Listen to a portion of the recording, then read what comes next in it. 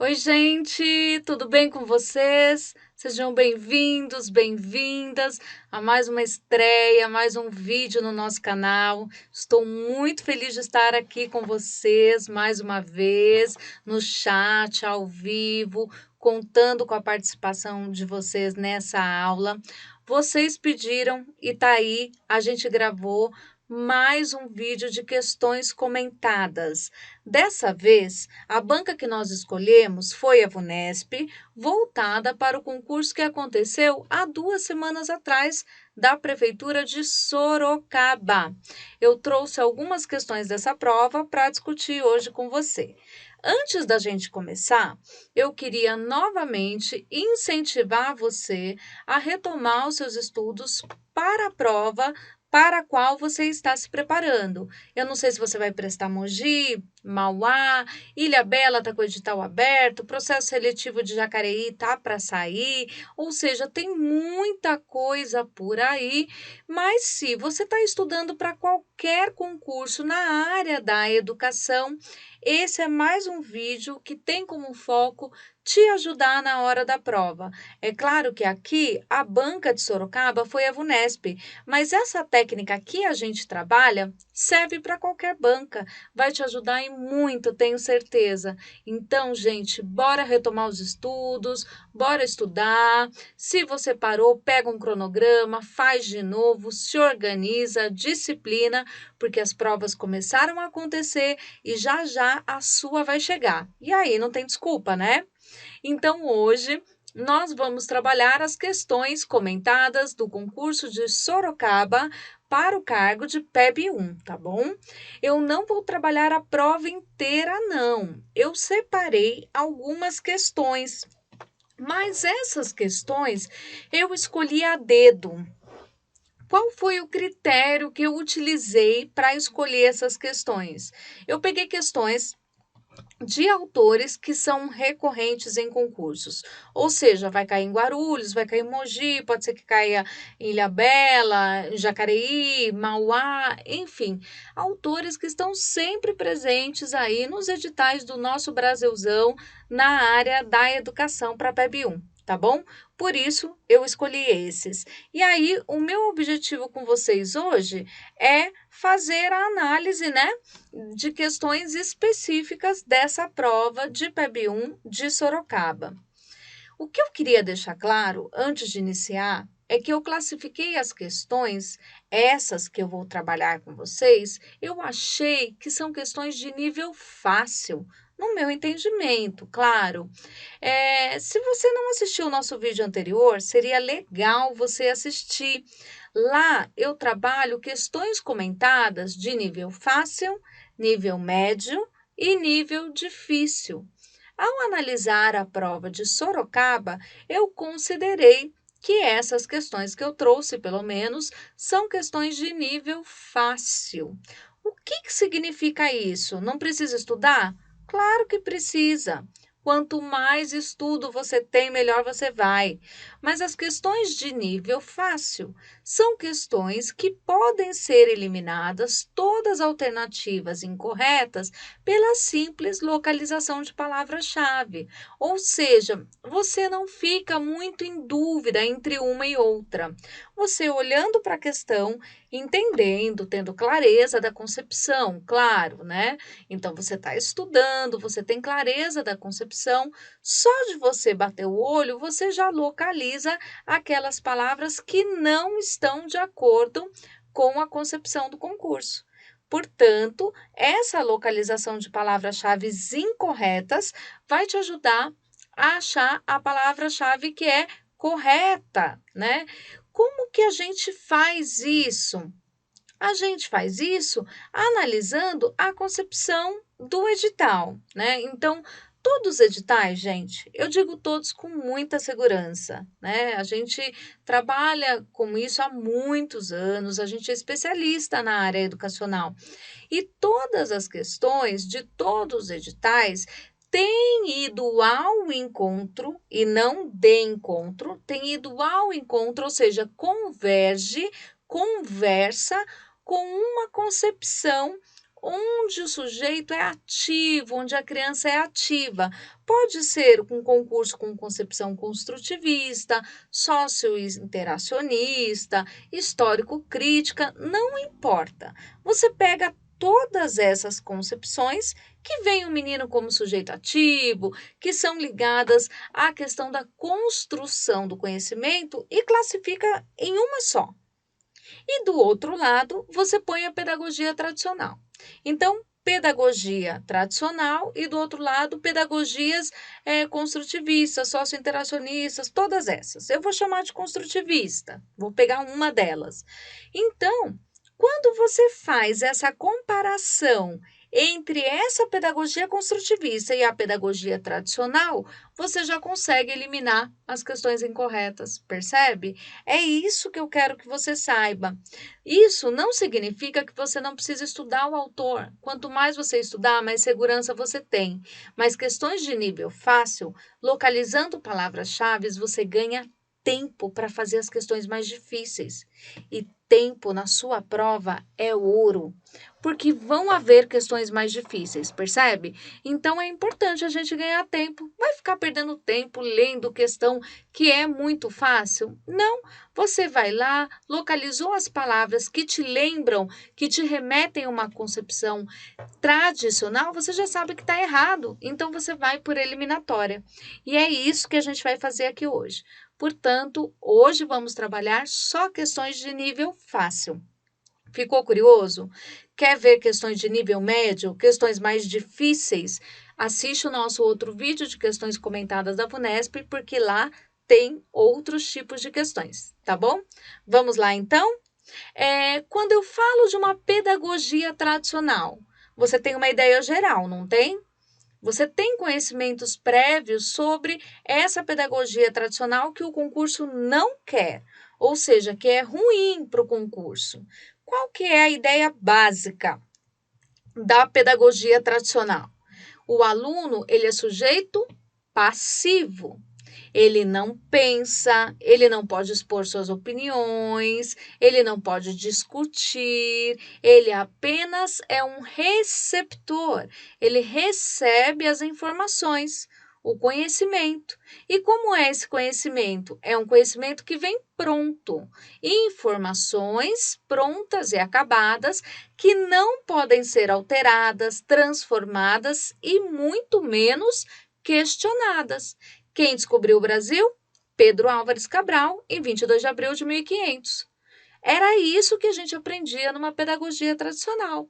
Não havia discussão se haviam povos originários aqui, outras pessoas morando, se outras pessoas vieram antes de Pedro Álvares Cabral aqui. Não havia essa discussão. Né? Então, a resposta para a pergunta do descobrimento do Brasil estava pronta e acabada. Então, o conhecimento na pedagogia tradicional, ele é assim, ele é pronto e acabado. E o aluno é um receptor, é passivo, ele recebe. E o professor, então?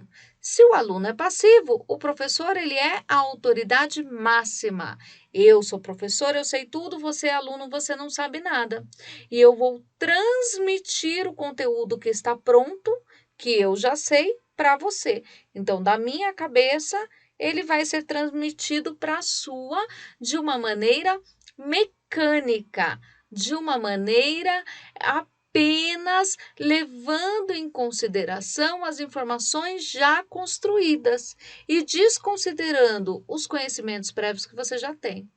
Então, professor autoridade, transmissor, conhecimento pronto, aluno passivo. Isso é a pedagogia tradicional. Então, se você tem clareza disso, você consegue, gente, responder todas essas questões. Conhecendo o autor, é claro, sempre melhor. Mas se você não conhece, se é um livro que você não leu, essa é uma boa dica e vai te ajudar muito na hora da prova. Ao contrário de tudo isso, vem aquilo que a gente vai considerar bom para o concurso, né? Que são as metodologias ativas, que são as concepções construtivistas, socio-interacionistas, Piaget, Vygotsky, Vallon, tanta gente aí que falou tanta coisa sobre a construção do conhecimento. Nessa outra ótica, nessa outra percepção do conhecimento, o conhecimento não está pronto e acabado. Ele é provisório, ele é mutável, porque o conhecimento também é um objeto social real, complexo da vida, e ele também sofre transformações históricas, sociais, políticas, econômicas. O aluno, portanto, o que cabe a ele não é simplesmente receber, e sim construir conhecimento sobre aquele conteúdo, compreender melhor aquele conteúdo. E ele já possui conhecimentos prévios. Ele já sabe algumas coisas, ele levanta hipóteses, não é? Ele pensa sobre, ele discute com os colegas. O professor, por sua vez, ele não é autoridade máxima. Sim, ele é um par avançado. Ele vai ajudar o aluno a construir o conhecimento. Como que ele vai ajudar? Planejando boas intervenções pedagógicas, respeitando os diferentes ritmos de aprendizagem, valorizando os conhecimentos prévios que o aluno já tem. Por isso, o professor é mediador, é pesquisador, é desafiador, é parceiro do aluno. Percebe a diferença entre uma pedagogia tradicional e uma pedagogia que aborde a construção do conhecimento de maneira ativa? É essa diferença que tem que estar clara na sua prova. Se você vai para qualquer prova, para qualquer cargo, diretor, supervisor, professor, ADI, qualquer cargo que você preste, você tenha isso na sua cabeça, você já elimina aí uma boa parte de questões. Vamos ver se isso funciona na prática? Vamos lá então. Eu trouxe aqui, percebam que está com o número originário da prova, tá? Número 21, não está em número 1, 2, eu conservei a numeração original da prova. Essa é uma questão sobre a Alarcão, né? A Alarcão é uma autora que sempre cai nas provas e ela vai falar aí de uma abordagem reflexiva para a formação de professores. Vamos pegar a nossa canetinha. Eu não sei se você imprimiu esse material. Ele está disponível aí para você imprimir. Então, se você não imprimiu e tem impressora em casa, aproveita. Clica aí, imprime para a gente começar a estudar. Às vezes com o papel na mão, tem gente que prefere, né? Eu gosto. Eu gosto da canetinha marca-texto também. Tem muita aluna que gosta. Eu tenho uma aluna, deve estar aí, né, no chat, a Débora Prismic.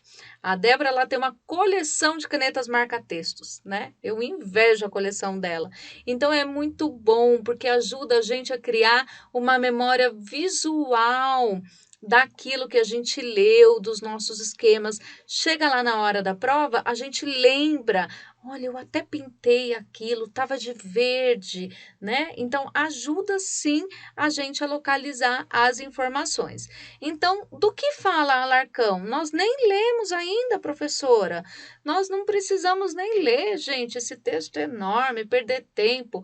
Ela fala de uma abordagem reflexiva para a formação de professores.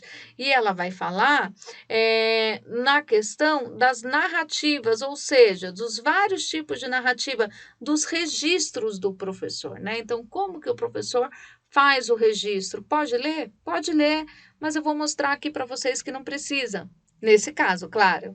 Olha só as possibilidades de respostas corretas, pensando nessa lousa de pedagogia tradicional, pedagogia construtivista.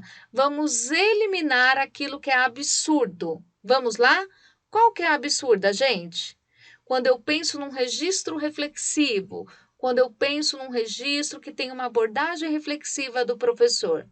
Diário de classe conceitual oficial, isso existe? Não, o que existe é o diário de classe, né? Que é um documento de chamadas, notas, também possui registros, mas ele não é conceitual, né? Ele não traz uma abordagem reflexiva. Então, errada. Anedotários pedagógicos. Gente, isso é para pegar o cara que caiu ali de paraquedas. E tem gente, viu? Tem gente que vai para o concurso de paraquedas, não sabe o que está fazendo lá. O que é anedotário, gente? Anedotário é anedota, né? Anedota é piada. Piadas pedagógicas. Isso procede? Não, absurdo. Portfólios reflexivos. Então, eu estou falando de registro reflexivo. Portfólio é um registro reflexivo? Sim, quem fala isso?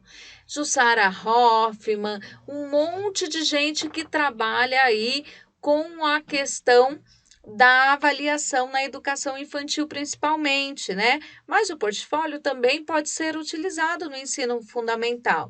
Então, só pela palavra portfólio reflexivo é uma boa palavra. Deixa aqui do lado. Currículo oculto. Currículo oculto existe, mas não tem nada a ver com o assunto, ou seja, está fora de contexto. É certo, existe currículo oculto, porém não tem nada a ver com o assunto aqui, que é a construção de narrativas, de registros numa abordagem reflexiva. Então, não está certo. Dossiê. Dossiês existem, sim, são muito bem trabalhados, inclusive na educação infantil. Mas dossiê de aferição, o que é aferir? Aferir é medir. Então, ainda que tenha a palavra metacognitiva na frente, ninguém mede o metacognitivo. Ninguém mede a metacognição. Metacognição é aprender a aprender, né? Aprendizagem sobre aquela aprendizagem. Então, não tem como se aferir isso. Aferir, mensurar, medir, são palavras que nos remetem a uma pedagogia tradicional. Portanto, fora. Currículo oculto não tem nada a ver. Dossiê de aferição, a palavra aferição segue essa linha que eu falei no começo. Pedagogia tradicional, anedotário também, diário de classe conceitual oficial também. Portanto, a única resposta que pode ser a certa é a portfólio reflexivo. A alternativa C. Muito fácil essa, né? Será que tem alguém aí que errou? Não pode errar, gente. Essa era de presente. Essa é aquela questão que você vai só na alternativa, já olha e já fala absurdo, absurdo, absurdo, só sobra uma.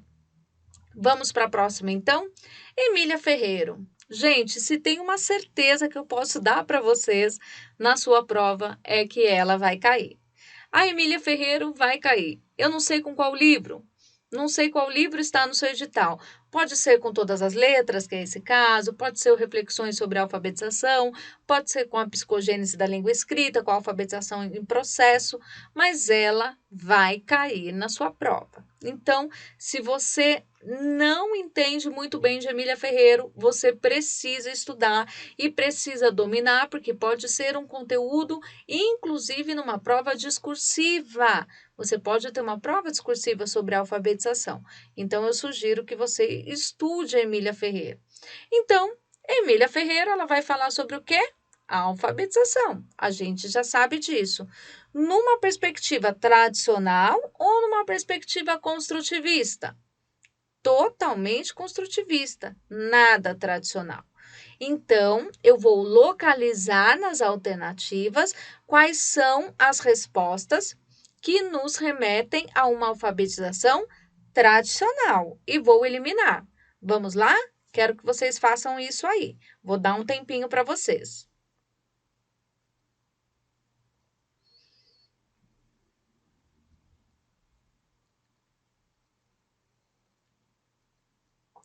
Procurem palavras, circulem palavras que lembrem de uma alfabetização tradicional. Lembra do jeito que você foi alfabetizado. Isso vai te ajudar.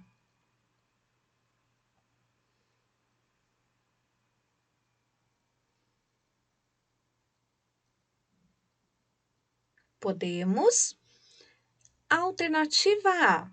O que te lembrou aí? Qual palavra-chave te lembrou uma alfabetização tradicional? Na alternativa A? Então, olha lá. Para ocorrer o avanço da hipótese descrita, deve-se realizar de forma contínua e imediata a correção gráfica e ortográfica dos textos produzidos pela criança. O que está errado aí, gente? Correção gráfica e ortográfica? A gente faz isso imediatamente nas hipóteses de escrita? Ou a gente faz isso depois que a criança está alfabetizada? Não é? Então, não é imediatamente. Então, aqui a gente tem uma palavra, ó, que nos ajuda. Imediatamente, a correção gráfica e ortográfica dos textos produzidos da criança. Na hipótese de escrita, ou seja, ela ainda não está alfabetizada. Então, isso é totalmente tradicional. Olha B. A criança deve ser muito valorizada. Muito valorizada. Bonito, né? Só que não, repara. E por isso acredita-se que ela é capaz de imediato. Olha que interessante, gente. A imediata e a B, que tá bonitinha, disfarçada de bonita, mas é feia. De imediato, compreender a relação entre escrita e linguagem. Por quê, gente? A criança precisa compreender essa relação, mas lá no início, quando ela está numa hipótese de escrita pré-silábica, por exemplo, ela ainda não entende que há uma relação entre o que ela fala com aquilo que ela escreve, não é? Ela não percebe essa relação. No começo, de acordo com Piaget, né, a Emília Ferreira usa Piaget para dizer que isso não é observável na hipótese de escrita pré-silábica, né? Então, o começo está bonitona, ó. Deve ser muito valorizada, mas depois vem aí o de imediato, novamente, para mostrar para a gente que está errado. Olha C, a criança necessita de pré-requisitos e habilidades específicas antes de aprender a língua escrita. Ela deve, por exemplo, reconhecer a diferença entre sons semelhantes. A criança precisa de pré-requisito? Pré-requisito, meus amores, é uma palavra da pedagogia tradicional. A gente não usa pré-requisito. Não escreva isso na sua discursiva que você vai errar feio. Como que a gente escreve então, professora? Conhecimentos prévios. A criança ela tem que ter conhecimentos prévios. Ela tem que ter valorizados os seus conhecimentos prévios, mas ela não precisa ter pré-requisitos para escrever. Sabe o que é pré-requisito na pedagogia tradicional? Lembra quando você fez lá a EMEI, né? A pré-escola? Lá na pré-escola, antes da gente ser alfabetizado, a gente tinha que desenhar o caminho do rato, não é? O caminho do sapo. Isso era pré-requisito. Ah, então eu tenho que aprender a grafia, eu tenho que ter a famosa coordenação motora para depois aprender a escrever. Como se a aprendizagem da escrita fosse algo meramente motor e não uma construção de conhecimento conceitual. Se fosse assim, então, crianças que têm deficiência física não poderiam ser alfabetizadas, percebem? Então, pré-requisito, habilidade específica antes da linguagem escrita, como, por exemplo, conhecer sons semelhantes, não faz parte de uma concepção construtivista, não tem nada a ver com o que a Emília Ferreiro diz, ok?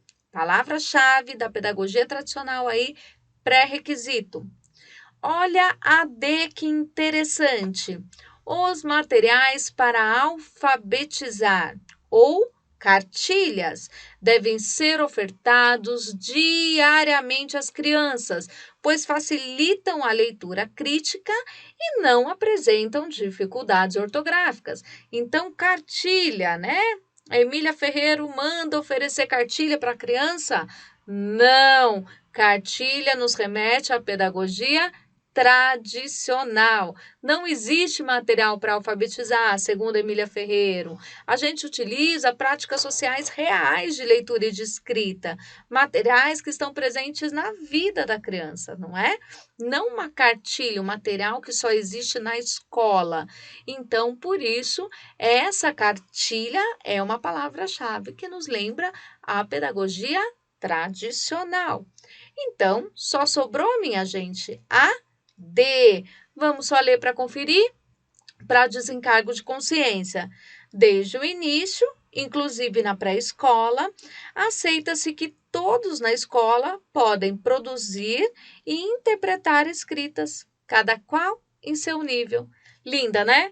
Então, não tem nada de tradicional aqui. Resposta certa é a alternativa E. Acertaram? Acertaram, tenho certeza que vocês acertaram essa.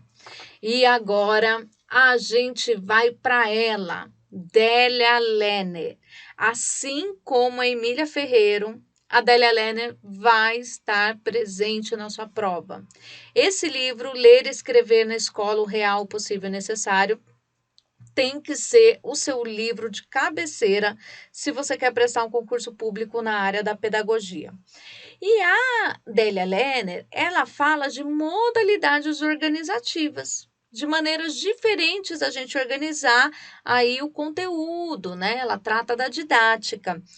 Você tem que conhecer um pouco como que a gente organiza esse tempo. Então, ela fala de atividades habituais, ela fala de sequência didática ou sequência de atividades, pode aparecer dos dois jeitos. Ela fala de projeto didático, ela fala de situações ocasionais. Então, aqui requer que você tenha um conhecimento prévio. Mas, se você não tem, vamos lá na eliminação.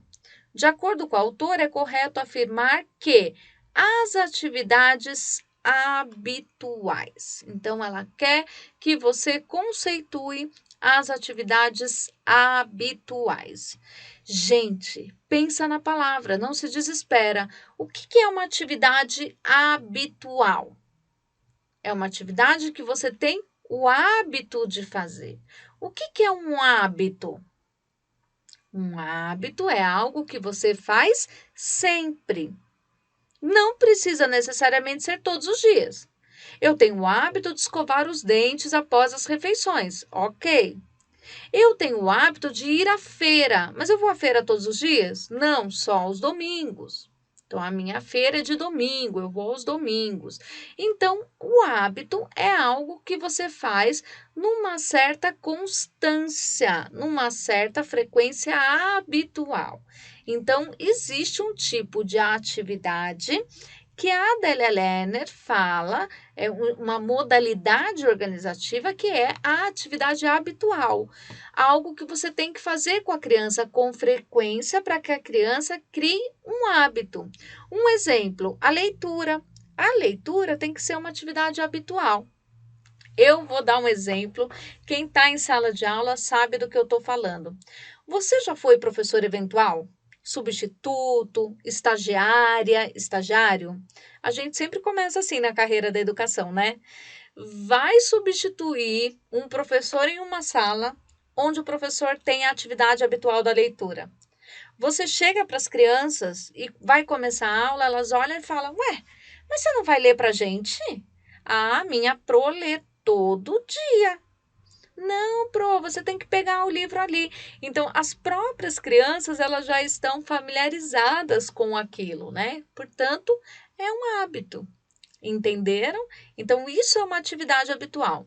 Quer saber mais? Assiste nossa aula que está no YouTube. Ela está disponível para vocês, que é a aula da Délia Lerner. Ler e escrever na escola, o real, possível, necessário. Vai te ajudar em muito a entender essa modalidade organizativa e as outras também, porque isso é questão de concurso. Mas bora lá, voltando para a pergunta.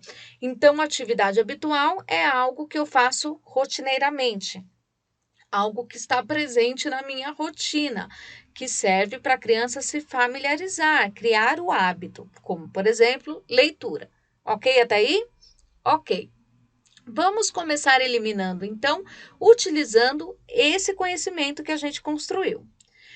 Vejam só, se eu falo que ela é uma atividade habitual, que ela acontece com frequência, então ela não ocorre ocasionalmente, certo? Atividades que ocorrem ocasionalmente. Eu já posso até eliminar essa questão, nem preciso ler, ó. Atividades que ocorrem ocasionalmente sem prazos ou datas, ou seja, não é hábito. Posso eliminar. Tem duração limitada, apenas 2 semanas de aula no início do ano letivo. Lá no início do ano letivo, 2 semanas, duração limitada. Isso cria algum hábito na criança? Não. Então, duração limitada é a palavra-chave que vai me ajudar a entender que não é um hábito. E aí, aqui tem outra palavra, olha. São esporádicas. Então, o que é esporádica? É a mesma coisa, você percebe que ocasionalmente, esporadicamente, ocasionalmente, acontece de vez em quando, ou seja, não é hábito. Essas 3 já mataram, a gente já eliminou. Ficamos entre 2. E aí a gente precisa entender um pouquinho do que é atividade habitual. Vamos ler a A? Oferecem contextos nos quais a leitura ganha sentido e aparece como uma atividade complexa, cujos diversos aspectos se articulam para a realização de um propósito. Também permitem a organização flexível do tempo, dão a oportunidade de planejar com os alunos e prevêem obrigatoriamente um produto final. Se você já estudou Delia Lerner, você já viu que essa está errada. Porque produto final é uma outra modalidade organizativa que tem, né? É o projeto didático. Mas se você não estudou Delia Lerner, calma, deixa ela aqui do canto e vamos ler a próxima. Para ver qual é mais parecida com um hábito. Se reiteram de forma sistemática e previsível. Então, reiterada, repetida, de forma sistemática e previsível. A professora lê para a gente. Todo dia, quando começa o dia, ela lê para a gente. Uma vez por semana ou por quinzena, durante vários meses ou ao longo de todo o ano escolar. Oferecem a oportunidade de interagir com um gênero determinado em cada ano de escolaridade e são apropriadas para ensinar certos aspectos do comportamento leitor. Qual que está falando de hábito? Mesmo que você não entenda direito, você percebe que a A não está falando de hábito. O que aparece aqui é que dá a entender para a gente o hábito de forma sistemática e previsível, uma vez por semana ou por quinzena, durante vários meses ou durante todo o ano. Isso sim ajuda a criança a criar o hábito. Portanto, a alternativa correta só pode ser a alternativa D. Viu como faz diferença você estudar? Se você estuda, você tira essa questão de letra muito mais fácil do que quem nunca leu Delia Lerner. E aí, então, Paulo Freire com seu jogo de palavras, com seu jeito peculiar de falar, deixa todo mundo nervoso na hora da prova, porque não entende muito bem o que ele fala. Gente, não tem problema, respira. Se acalma. Você não entende muito bem o que ele fala, mas você entende o que é uma pedagogia tradicional. E você sabe que ele vai contra isso. Então, se ele vai contra isso, vamos procurar palavras-chave que nos lembrem a pedagogia tradicional. E hoje, agora, nessa questão, vou fazer isso sem ler a questão. Esquece a questão. Vamos direto para as alternativas para você ver como dá certo. Olha só. Uma das etapas para aprender a substantividade do objeto. Ai, professora, não entendi nada. Não tem problema, continua. Diz respeito à etapa da memorização mecânica do perfil do objeto do conteúdo. Ele fala da memorização mecânica? Ele defende? Não, memorização mecânica é tradicional. É por causa dessa habilidade de aprender a substantividade do objeto que nos é possível reconstruir um mau aprendizado. Reconstruir tem a ver com pedagogia tradicional?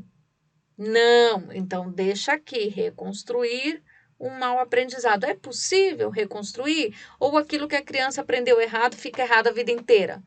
Pau que nasce torto nunca se endireita. Ou é possível que haja uma reconstrução? Isso nos lembra, então, uma pedagogia mais construtivista, no caso do Paulo Freire, mais histórico-crítica, não é? Então, vamos deixar essa de canto. Olha a alternativa C. No processo de apreensão do conhecimento, o aprendiz assume um papel de paciente. Olha lá, passivo, paciente, o qual recebe a transferência do conteúdo. Ensinar não é transferir conhecimento, lembra? Pedagogia tradicional, transferência. Então, eliminei memorização mecânica, eliminei transferência de conteúdo. O ato de ensinar se esgota no tratamento do objeto do conteúdo. Assim, o professor deve levar o educando a aprender de forma heterônoma. O que é heterônoma, professor? É o contrário de autônoma. Autônoma é autonomia, pedagogia da autonomia do Paulo Freire. É quando o menino tem independência para construir o seu conhecimento. Heterônoma é quando ele não tem essa independência, ele fica dependendo do outro, do professor, né? Ele precisa de ajuda. Então, heterônoma não tem nada a ver com pedagogia da autonomia, é totalmente tradicional, totalmente contrário. Por isso, vamos eliminar. E por último, a rigorosidade metódica. Ah, isso eu lembro, tem no texto dele, tem mesmo. Mas olha lá, a rigorosidade metódica deve ser abolida pelo professor, para que o educando aprenda a substantividade do objeto espontaneamente. Olha que legal! Ele aprende espontâneo. O professor não tem que ter intervenção, não tem que fazer nada, deve ser abolido, não precisa de professor. É isso? Não. Então, mesmo sem ler,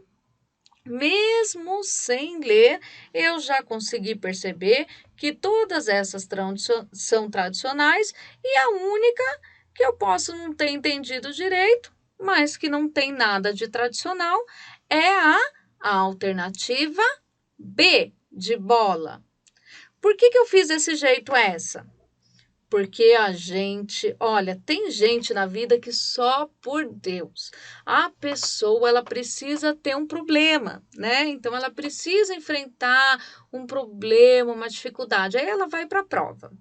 Pega essa questão. Freire, ao afirmar que ensinar exige a apreensão da realidade, defende que a nossa capacidade de aprender, de que decorre a de ensinar, sugere ou mais do que isso, implica a nossa habilidade de aprender a substantividade do objeto aprendido. Não entendeu nada.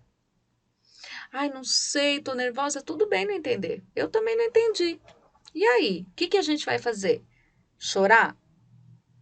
Perder essa questão?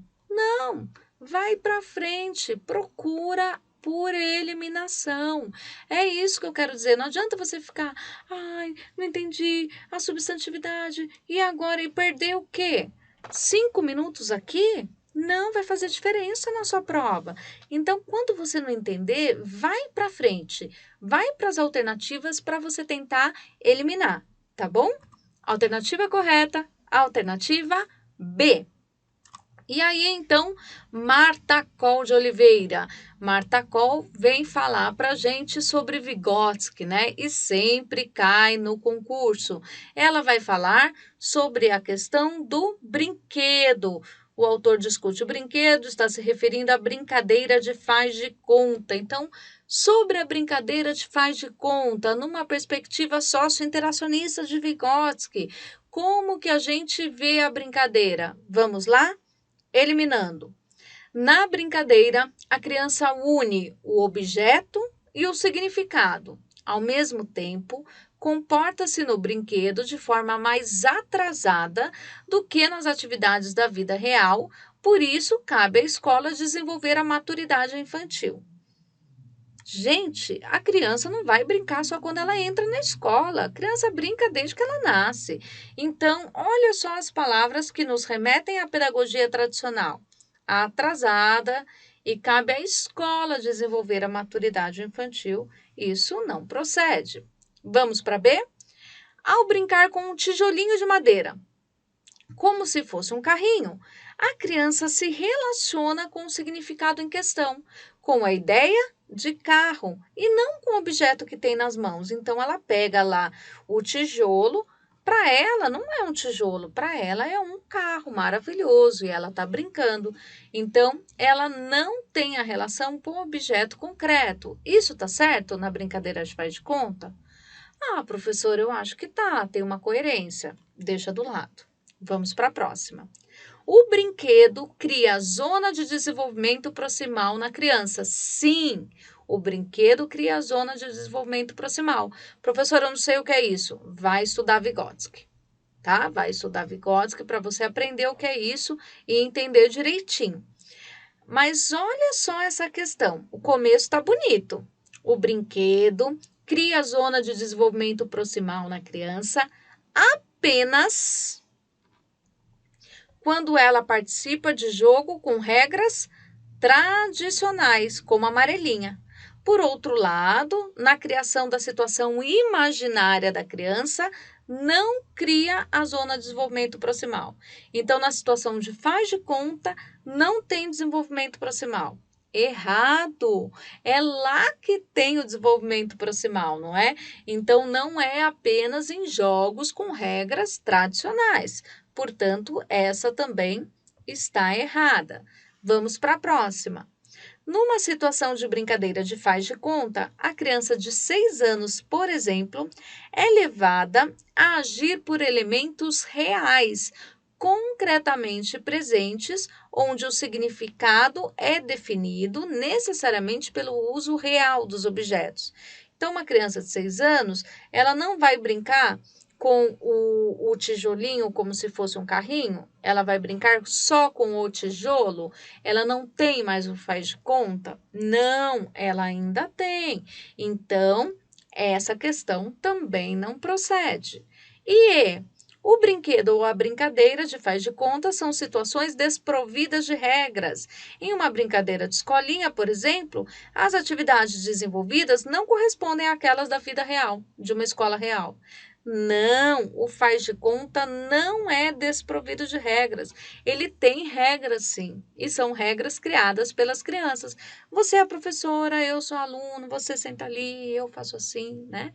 Então, para isso a gente também precisava conhecer um pouquinho aí do autor, né, da Martha Koll, no caso, do Vygotsky, mas a resposta correta não podia ser outra além que a resposta B. E aí, então, vem ela, que também vai estar presente na sua prova, pode anotar o que eu estou falando. Hoffman. Olha que interessante essa questão da Hoffman, bem diferente. Hoffman descreve o cenário de uma sala de aula com crianças de 2 a 3 anos. Então, estou falando de educação infantil.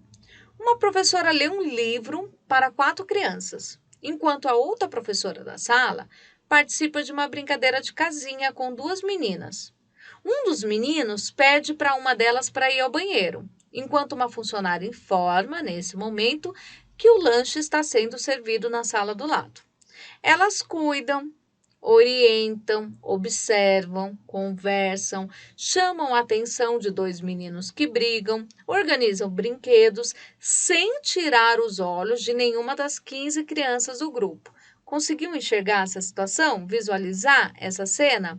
De acordo com Hoffman, essa cena revela 2 princípios que norteiam a avaliação mediadora. Então, existem 2 princípios da avaliação mediadora.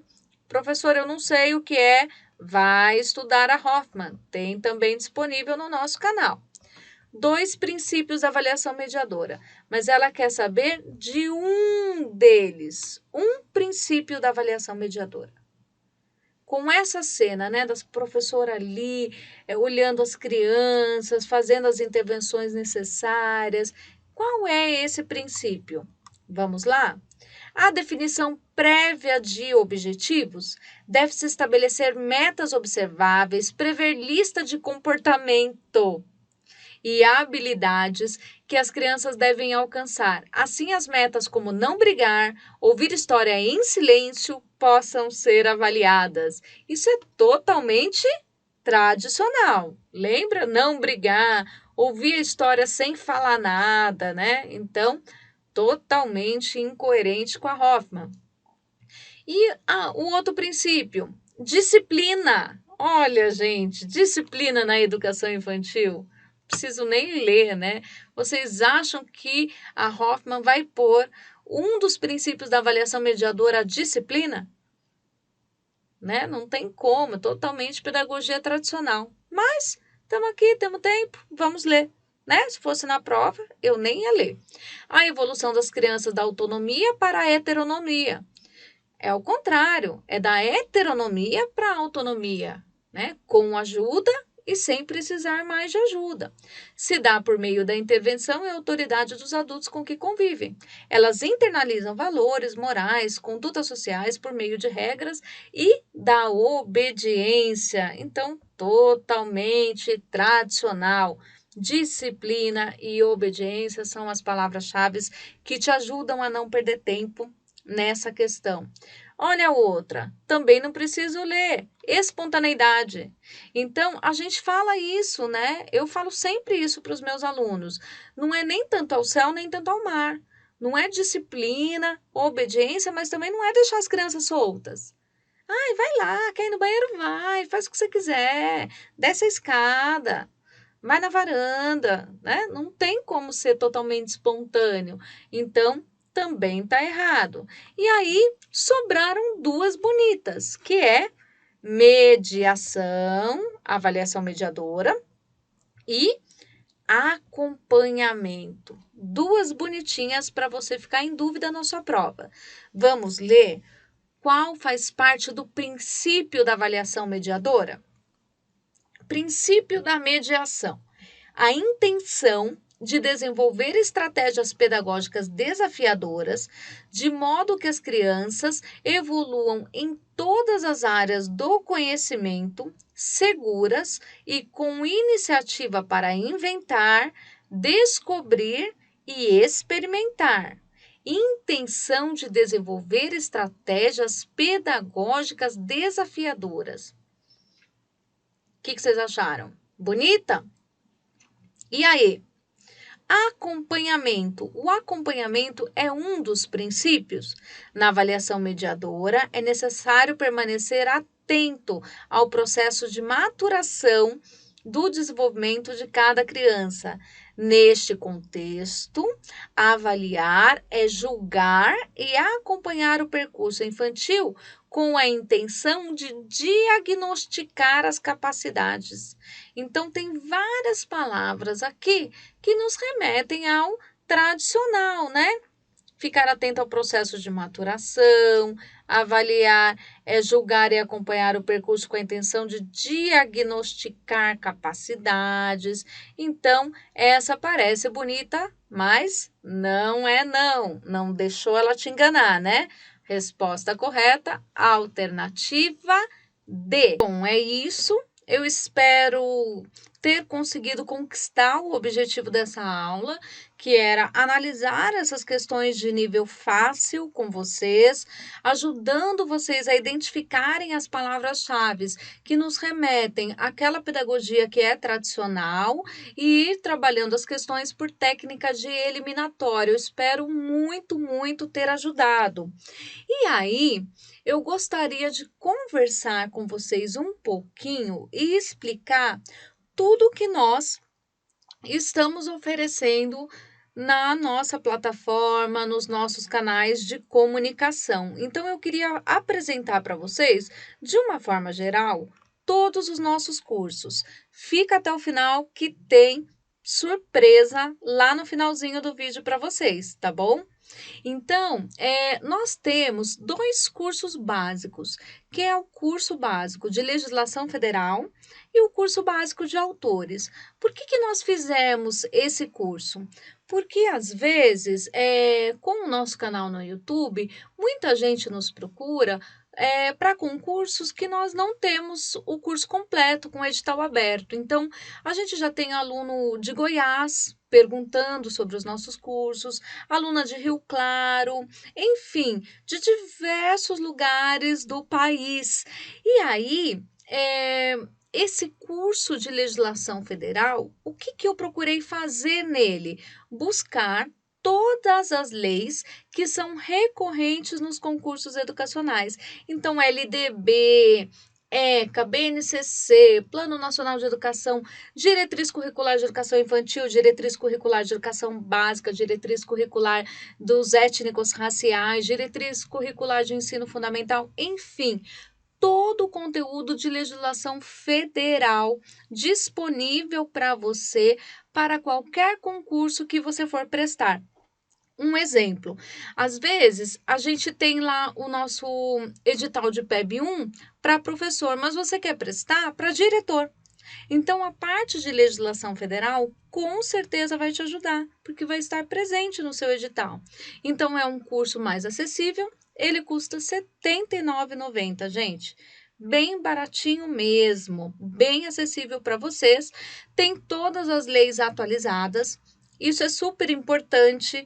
Porque às vezes você pega um vídeo lá de 2017 para assistir sobre a LDB, vai errar na prova, porque teve atualização em 2019, teve atualização em 2020, percebe? Então, as leis têm que ser atualizadas e as nossas estão atualizadas até 2020.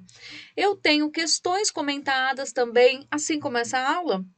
No final de cada aula, eu faço uma questão comentada sobre algum concurso onde aquela questão já caiu. Então, vou trabalhar questões do ECA, da LDB, enfim, de todas as leis. Suporte de dúvidas. Uma coisa que eu escutava muito falar, agora já melhorou, né? Mas no começo, essa resistência ao EAD, né? Ai, professora, mas eu queria o contato com você, aquele contato presencial. Em nossa plataforma, a gente tem esse contato diariamente no suporte de dúvidas. Então, você está assistindo uma aula. Vamos supor que você esteja assistindo o artigo 23 da LDB. Aí você não entendeu uma palavra. Você já vai me mandar lá embaixo. Professora, no artigo 23, eu não entendi o que quer dizer essa palavra. E eu olho, tenho a rotina, eu mesma, de olhar e responder todas as dúvidas do suporte diariamente. Então, a gente vai ter um canal direto de comunicação. E 6 meses de acesso. Então, você fica com acesso durante 6 meses para assistir em qualquer lugar, para qualquer concurso, quantas vezes você quiser.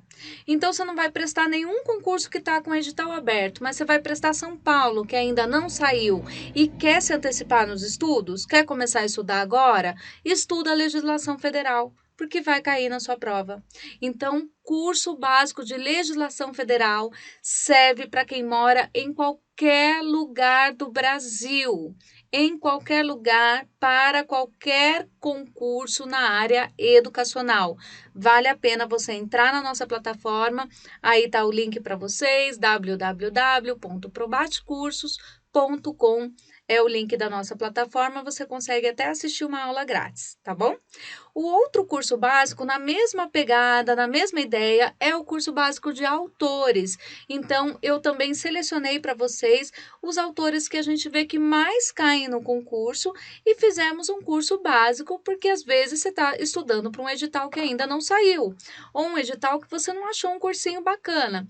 Então, vem com a gente, compra o curso básico de autores, porque lá você vai ter também todos esses conteúdos, os autores atualizados, assim como as leis, as questões comentadas, o suporte de dúvidas, dica de dissertativa, 6 meses de acesso, R$ 79,90 também. 2 cursos básicos para você utilizar nos seus estudos, dos editais que você quer estudar com antecedência, que ainda não saíram, ou dos concursos que você vai prestar e não encontrou nenhum cursinho que você tenha ficado satisfeito. Tenho certeza que nesse você vai gostar. Além disso, a gente tem aí os nossos carros-chefes, que são os cursos preparatórios específicos para o edital de Mogi, que é a nossa cidade, a nossa sede, de PEB 1, Professor de Educação Básica 1, e o curso de professor de educação infantil de Guarulhos, né? Que nós também temos aí, estamos aguardando a remarcação dessas provas. A gente tem aí uma informação não oficial que o concurso de Mogi vai ser remarcado para o final de janeiro, início de fevereiro. Então, tem que estudar. Guarulhos ainda não tenho nada, mas com certeza vai ser remarcado, né, gente? Sorocaba aconteceu. Vunesp, é o mesmo jeito, a mesma organização, ou seja, a mesma banca. Vai sair a prova. Então, se você não está estudando ainda, se você não retomou, desanimou por conta da pandemia, a hora é agora. Esses cursos são completos: leis atualizadas, federais, municipais, autores pedagógicos, as publicações municipais de Mogi, gente. Mogi tem muito documento curricular, tem o currículo de educação infantil, tem o currículo de ensino fundamental, tem o políticas pedagógicas, tem muita coisa que você precisa estudar, que é específico da Prefeitura de Mogi.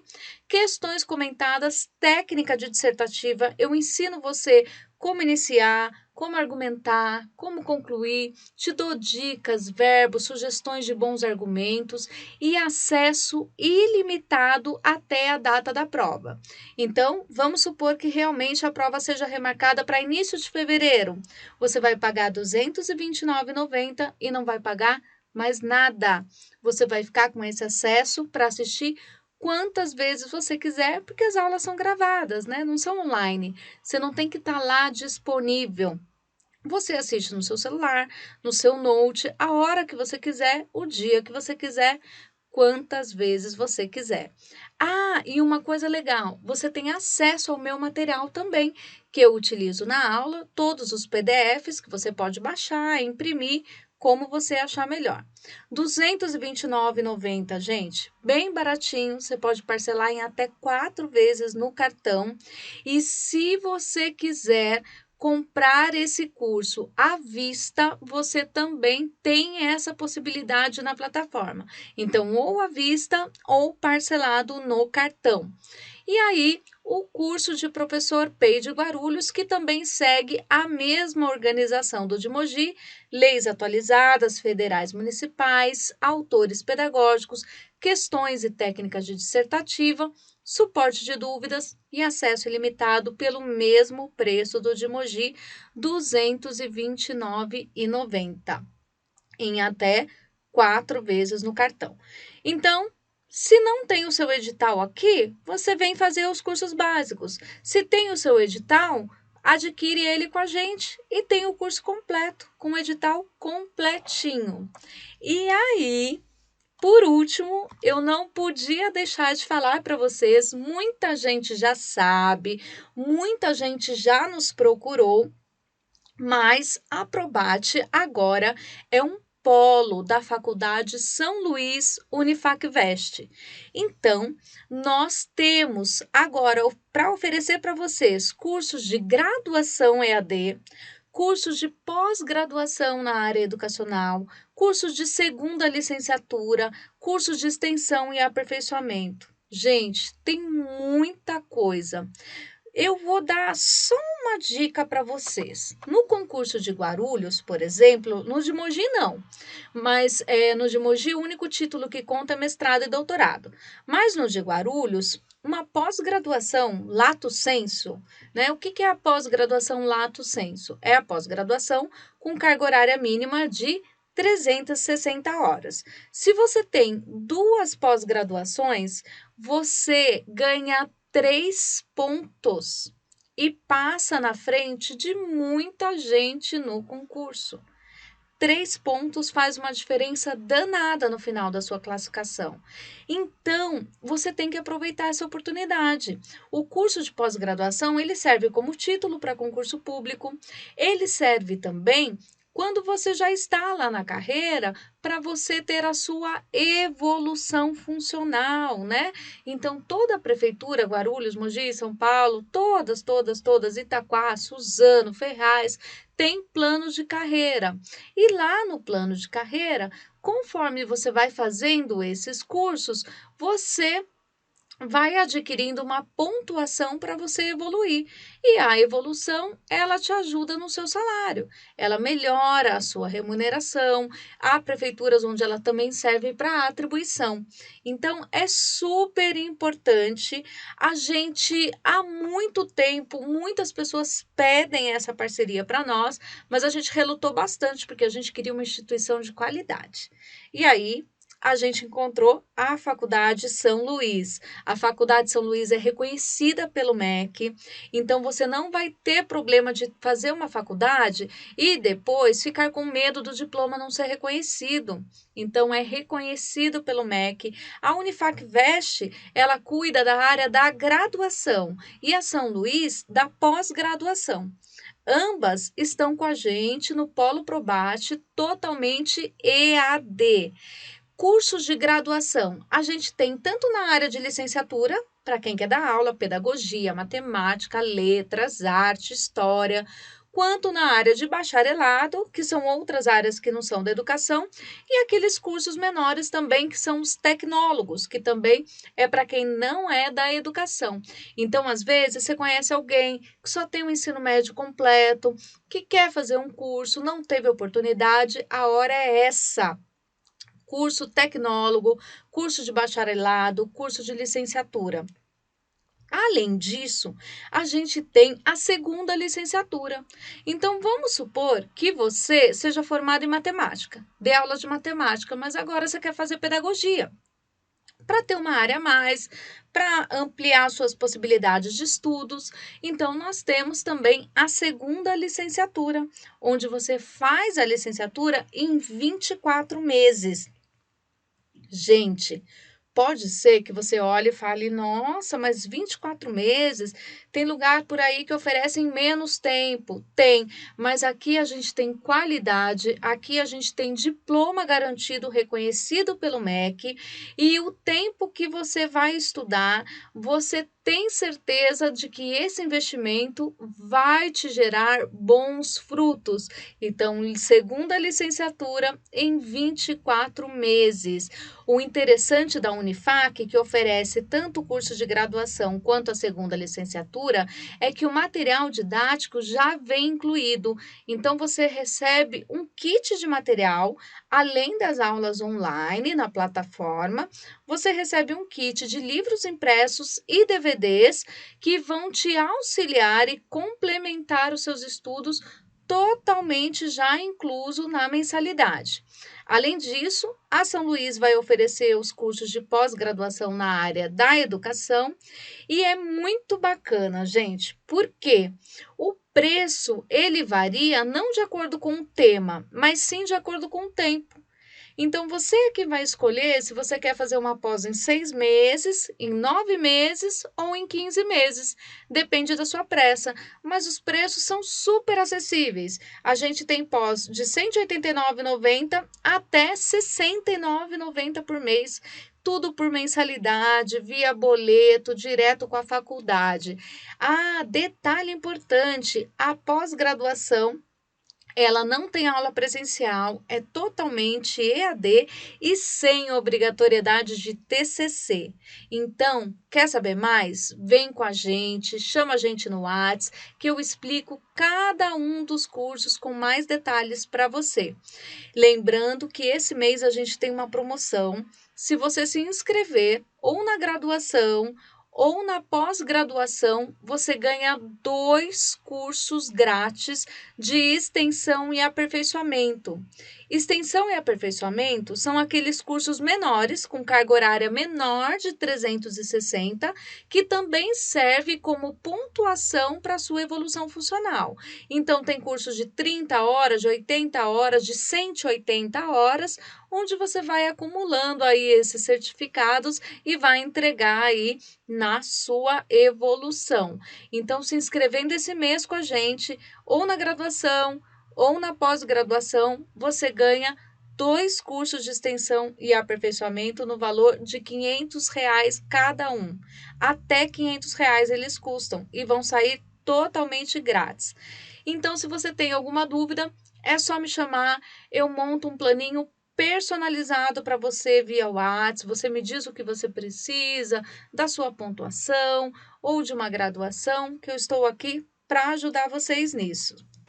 Atendimento pelo WhatsApp é direto comigo, aí tem o telefone para vocês, 973614726, é só me chamar que a gente atende vocês com muito carinho, atendendo a necessidade de cada um de vocês.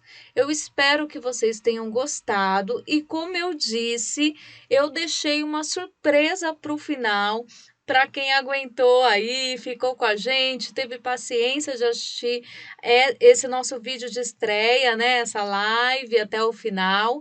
E nós vamos liberar um cupom de desconto para o curso preparatório de Mogi e de Guarulhos. Então, com esse cupom de desconto, você vai colocar lá na plataforma, você entra, faz seu cadastro. Na hora de pagar, você vai pôr o cupom PROBATE 2020. Ou seja, PROBATE 2020. Você utilizando esse cupom por tempo ilimitado, vocês vão poder comprar o curso por R$ 29,90 de desconto. Ou seja, o curso vai sair por R$ 200. Vocês vão ter R$ 29,90 de desconto nesse cupom. Entenderam direitinho? Então, o nosso cupom de desconto dessa live vai ser PROBATE 2020. Você colocando lá esse cupom, o desconto de R$ 29,90 já é liberado automaticamente para você e o curso vai sair por R$ 200. Você pode parcelar em até 4 vezes no cartão. Então, corre lá. Aproveita essa possibilidade, é só para quem assistir a live e não vai durar para sempre não, é por tempo limitado, tá bom? Eu falei ilimitado, mas é limitado, tá? Então aproveita, usa o cupom, adquire o curso e quem quiser se matricular, aprofundar seus estudos, dar um up aí na sua carreira educacional ou em outras carreiras, também procura a gente e aproveita a promoção da pós e da graduação, se matriculando esse mês para ganhar 2 cursos grátis. É isso que a Probate tem para oferecer para vocês. Muito obrigada pela companhia, pela paciência. Qualquer dúvida, estou à disposição pelo WhatsApp. Um beijo e até a próxima.